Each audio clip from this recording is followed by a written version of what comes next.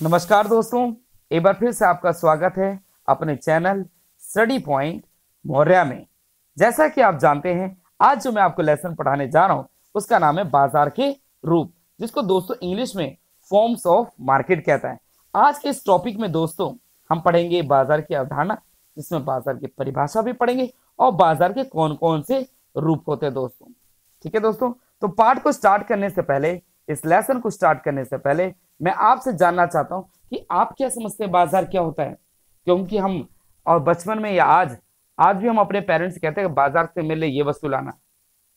अगर आप बाजार जाते हैं तो आप कहते हैं मैं बाजार से ये लेने जाता हूं। तो बाजार तो हमने हर जगह यूज किया, लेकिन रियल मीनिंग क्या होता है बाजार का, क्या आज हमने कभी समझने की कोशिश की है। बट हम यही जानते हैं कि बाजार में जहां बहुत सारे क्रेता और विक्रेता होते हैं। बट दोस्तों, आज की इस वीडियो में आप जानेंगे कि बाजार की असली परिभाषा क्या होती है अर्थशास्त्र में, और इसके कौन कौन से रूप होते हैं। तो दोस्तों आइए इस पाठ को स्टार्ट करते हैं। ठीक है, तो परिभाषा क्या कहता है, कॉन्सेप्ट ऑफ मार्केट में क्या लिखा दोस्तों, सामान्यतः किसी व्यक्ति के लिए इसका अर्थ शॉपिंग कॉम्प्लेक्स होगा। दोस्तों कोई व्यक्ति क्या सोचता है, कहता क्या है कि कोई व्यक्ति जनरली किसी से पूछो कहता है इसका अर्थ है शॉपिंग कॉम्प्लेक्स होता है। बट दोस्तों याद रखना, परंतु अर्थशास्त्र के विद्यार्थी के लिए यह सही नहीं है। इकोनॉमिक्स के स्टूडेंट यह सही नहीं मानते हैं कि शॉपिंग कॉम्प्लेक्स एक बाजार है। नहीं दोस्तों, क्यों नहीं होता है शॉपिंग कॉम्प्लेक्स बाजार नहीं होता है? क्योंकि दोस्तों शॉपिंग कॉम्प्लेक्स क्या होता है, ये एक सीमित क्षेत्र में होता है। दूसरा, इसमें बहुत सी विभिन्न प्रकार की दुकानें होती हैं। जैसे उसमें आपको खिलौनों की दुकान भी मिल जाएगी, नाई की दुकान भी मिल जाएगी, जूते की दुकान मिल जाएगी, कपड़े की दुकान मिल जाएगी, यहाँ तक कि सिनेमा हॉल भी मिल जाएगा, और दोस्तों मसाज के लिए भी मिल जाएगा, और बच्चों के खेलने के लिए वीडियो गेम्स का भी मिल जाएगा। तो दोस्तों ये शॉपिंग मॉल बाजार नहीं कहलाती है, क्योंकि कोई भी उपभोक्ता यहाँ पर क्या होता है कि एक जैसी बहुत सारी दुकानें नहीं मिलती है दोस्तों, जहां पे वो अपनी वस्तु की कीमतों को कम कराने की कोशिश करेगा। क्योंकि दोस्तों एक चीज और, क्योंकि बाजार एक ऐसा स्थान होता है जहां बहुत सारे क्रेता और विक्रेता एक दूसरे के संपर्क में आते हैं। बट दोस्तों शॉपिंग कॉम्प्लेक्स में याद रखना, कभी निम्न वर्ग के लोग नहीं जाते हैं। गरीब व्यक्ति कभी शॉपिंग मॉल में या शॉपिंग कॉम्प्लेक्स में नहीं जा सकता।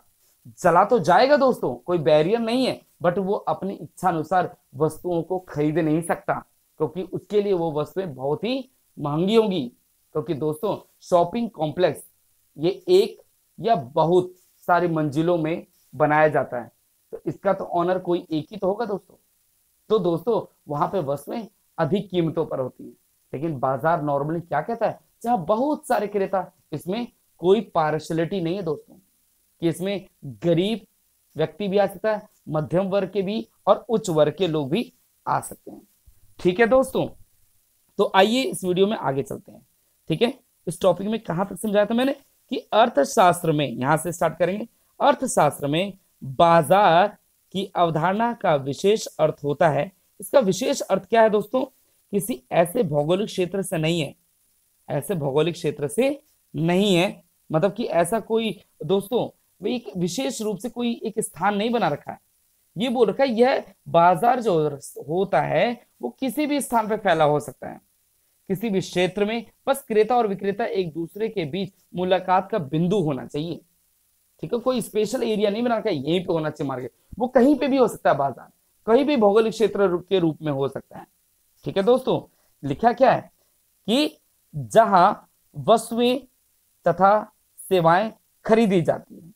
ठीक है, बट आगे क्या लिखा है, इसके बजाय इसका अर्थ ऐसी प्रणाली, ऐसा सिस्टम, ऐसी व्यवस्थाओं से है जो क्रेता तथा विक्रेता को एक दूसरे के संपर्क में लाती है। दोस्तों याद रखना, जो क्रेताओं तथा विक्रेताओं को एक दूसरे के संपर्क में लाती है। ठीक है दोस्तों, संपर्क मतलब जहां पे फेस टू फेस बात करके वस्तु की कीमतों को कम भी कराएं, है ना, जहां पे उपभोक्ता और उत्पादक या विक्रेता में कोई दबाव ना हो दोस्तों, क्योंकि ये बाजार के एक छोटे से अंश होते हैं। कोई भी याद रखना दोस्तों, कोई भी विक्रेता हो चाहे क्रेता हो, ठीक है दोस्तों, ये एक छोटे बाजार के एक अंश होते हैं खाली। कोई भी विक्रेता जो होता है और क्रेता होते हैं, ये खाली इन दोनों के संपर्क के लिए एक स्थान होता है बाजार। ठीक है दोस्तों, आगे क्या लिखा है, और वस्तुओं की बिक्री तथा खरीद को व्यवस्थित करती हैं।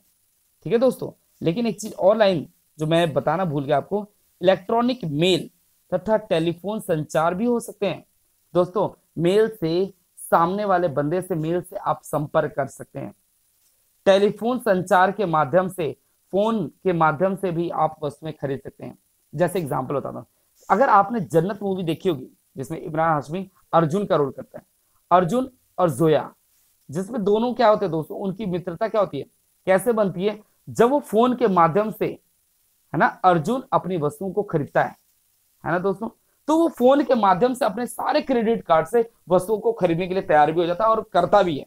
तो दोस्तों, जो फोन के माध्यम से जो दोनों क्रेता और विक्रेता संपर्क में आते हैं उसी को बाजार कहा जाता है दोस्तों। ये आपका इलेक्ट्रॉनिक मेल के द्वारा भी हो सकता है, टेलीफोन संचार के माध्यम से भी हो सकता है। बट दोस्तों याद रखना, ये ऑनलाइन विपणन जो होती है, ऑनलाइन मार्केटिंग होती है, को शॉपिंग मॉल में शामिल नहीं किया जाता। शॉपिंग मॉल बाजार का कोई रूप नहीं होता, खाली एक छोटा सा अंश होता है। बट बाजार की असली परिभाषा क्या होती है दोस्तों, जहां बहुत सारे क्रेता और विक्रेता होते हैं और स्वतंत्र रूप से अपना कार्य करते हैं वो, और दोनों दोस्तों एक दूसरे के संपर्क में आते हैं। ठीक है दोस्तों, संपर्क का मतलब क्या होता है दोस्तों, कॉन्टेक्ट विद ईच अदर। ठीक है, आगे चलते हैं। इस बॉक्स में जो परिभाषा है दोस्तों, एक बार उसको पढ़ते हैं। बाजार की अवधारणा से अभिप्राय ऐसी सभी प्रणालियों अथवा व्यवस्थाओं से है, चाहे वो अरेंजमेंट हो, चाहे वो सिस्टमैटिक हो या सिस्टम से है, जो वस्तुओं की बिक्री तथा खरीद को व्यवस्थित करने के लिए क्रेता तथा विक्रेताओं को एक दूसरे के संपर्क में लाती है। बाजार क्या ऐसी जगह जहां पे क्रेता और विक्रेताओं को एक दूसरे के संपर्क में लाती है। इसका अभिप्राय किसी शॉपिंग कॉम्प्लेक्स से नहीं होता है दोस्तों। अब दोस्तों मैं आपको दिखाता हूं, मैंने इसमें एक चित्र भी रखा है, ये देखो, ये रहा शॉपिंग कॉम्प्लेक्स, दिख गया। शॉपिंग कॉम्प्लेक्स में अगर आप कभी गए होंगे, यह चित्र के माध्यम से समझिए, इसमें क्या है, बहुत सारे क्रेता और विक्रेता दिख रहे हैं आपको, नहीं दिख रहे ना, क्योंकि दोस्तों यहाँ पे खाली मध्यम वर्ग और उच्च वर्ग के लोग आ सकते हैं। बट बाजार की असली परिभाषा क्या दोस्तों, मैं आपके लिए एक चित्र रखा हूं, देखो यहाँ पे देखो दोस्तों, कपड़े की बहुत सारी दुकानें मिल जाएंगी, है ना। जैसे देखो कपड़े की दुकान कहाँ है दोस्तों, एक तो ये रही, एक ये रही, देखो ये टंगी पड़ी कपड़े, तो बहुत सारे ये भी कपड़े देखो दोस्तों, ये भी टंगे पड़े। तो यहाँ पे अगर उपभोक्ता, देखो मैंने आपको क्या बताया, बाजार एक ऐसा स्थान है, एक ऐसा क्षेत्र है जहां बहुत सारे क्रेता और विक्रेता होते हैं दोस्तों। ठीक है, तो बाजार की परिभाषा जान गए आप कि जहां पे ये एक दूसरे को संपर्क में आते हैं, ये क्या है, बाजार है ना दोस्तों। बट ये शॉपिंग कॉम्प्लेक्स क्या है, बाजार नहीं है। सबसे ज्यादा मजा किसमें आता है दोस्तों, ये मत सोचना शॉपिंग कॉम्प्लेक्स में आता है क्योंकि एसी लगी रहती है, नहीं दोस्तों, असली मजा कहाँ आता है, जहां पे विभिन्न प्रकार के क्रेता और विक्रेता मिलते हैं दोस्तों और अपनी इच्छा अनुसार वस्तुओं का क्रय और विक्रय करते हैं। ठीक है दोस्तों, तो इस चित्र के माध्यम से आप समझ गए होंगे कि बाजार जो है शॉपिंग कॉम्प्लेक्स में शामिल नहीं होता, खाली एक छोटा सा भाग होता है। लेकिन असली बाजार कहाँ होता है, जहां बहुत सारे क्रेता और विक्रेता एक दूसरे के संपर्क में आते हैं दोस्तों। ठीक है, आइए अब मैंने एक ये चार्ट के द्वारा समझाता हूं। ठीक है दोस्तों, देखो ये बाजार की संरचना, बाजार कैसे बना दोस्तों, देखो इसमें बाजार एक होता है पूर्ण प्रतियोगिता और एक होती है अपूर्ण प्रतियोगिता। परिभाषा बता देता हूं दोस्तों कि पूर्ण प्रतियोगिता क्या होती है, जहां पे बहुत सारे क्रेता और विक्रेता होते हैं और बाजार में वस्तुएं समरूप होती हैं, होमोजीनियस होती हैं। जैसे आलू की दुकान होती है दोस्तों ना, ये पूर्ण प्रतियोगिता में आती है। भाई आलू खरीदने के लिए बहुत सारे क्रेता और विक्रेता भी होते हैं ना, और वस्तुएं क्या होती है दोस्तों, समरूप होती हैं, जिनका रंग, रूप, आकार, है ना, टेस्ट सब एक ही जैसा तो है। तो भाई आलू का कोई देखा है कभी आलू का रंग अलग होता है, टेस्ट अलग होता है, नहीं, जिसका रंग, रूप, आकार सेम होता है, होमोजीनियस गुड्स होती है, वो क्या होती है, पूर्ण प्रतियोगिता बाजार, जिसको इंग्लिश में परफेक्ट कंपटीशन कहता है दोस्तों। ठीक है, उसके बाद सेकंड में क्या बोला, अपूर्ण प्रतियोगिता। अपूर्ण प्रतियोगिता में आप देख रहे होंगे तीन भाग है, कौन कौन सा, एकाधिकार। एकाधिकार भी दोस्तों एक बाजार है, मोनोपोली, जिसमें मोनोपोली, मोनो का मतलब एक होता है, पोली मतलब बाजार, पॉली मतलब विक्रेता, जिसमें दोस्तों क्या बोलता है, एकाधिकार, जिसमें एक का अधिकार होता है, एक का अधिकार होता है, सिंगल सेलर होता है। जैसे इंडियन रेलवे, भारतीय रेलवे के अलावा क्या हमारे भारत में कोई दूसरी रेलवे चलती है? बट दोस्तों याद रखना, खाली भारतीय रेलवे चलती है।